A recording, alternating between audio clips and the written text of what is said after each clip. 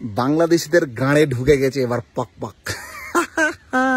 সবচেয়ে good news শোনো, ভালো গুড নিউজ, বাংলাদেশিদের ভিসা চিরকালের জন্য বন্ধ হয়ে গেল। ভারতে আসা হয়ে গেল 16 কণা পূর্ণ। এবার ট্রিটমেন্ট কোথায় করাবি? পদে গাঁড়ে ব্যথা হলে কোথায় আসবি?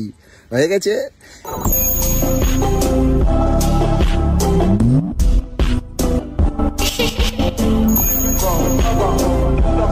আর একটা গুড নিউজ হচ্ছে এটাই যে আমেরিকা সরকার ট্রাম্প মোদিজিকে পুরোপুরি বলেই দিয়েছে যে বাংলাদেশ যদি চুলকানি করে তোমরা সাইজ করে নাও, আমাকে বলার কোনো দরকার নেই, আমি দেখবো না, তোমরা দেখো।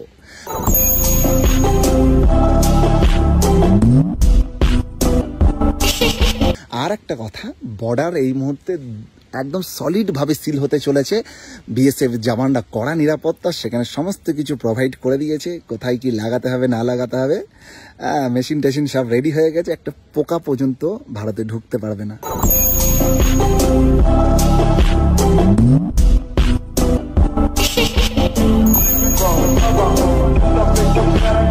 বিদেশি কোম্পানিরা তারা বলে দিয়েছে বাংলাদেশে কোনো ব্যবসা তারা করবেন না।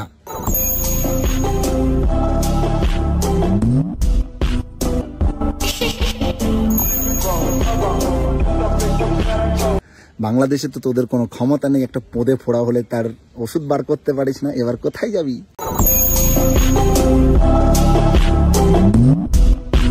বলছিস এই জীবনে প্রথম দেখলাম।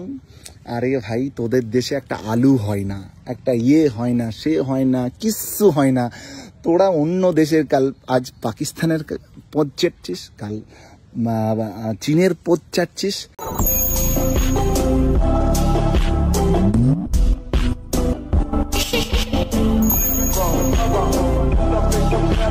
শুধু একটা ফারাক্কার গেট খুলে দিলে তোরা কেলিয়ে ক হয়ে যাবি। ভারতের লোক যদি পেশাব পড়ে দেয় তাতেও চলে যাবে।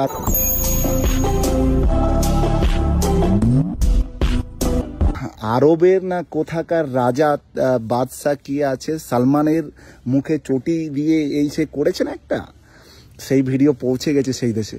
বাংলাদেশিদেরকে ধরে ধরে কেলিয়ে বাংলাদেশে পাঠাচ্ছে আরব থেকে।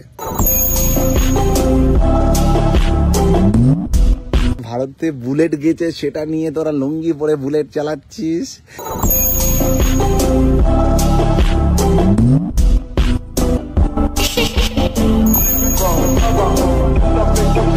তোদের হয়ে গেল, আয় এবার ইন্ডিয়াতে ভিসা নিয়ে কেলিয়ে ক।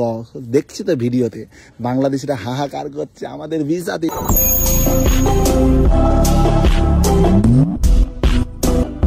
তোদের দেশের অবস্থা এমন নিচে পড়বে তোরা আর উঠে দাঁড়াতে পারবি।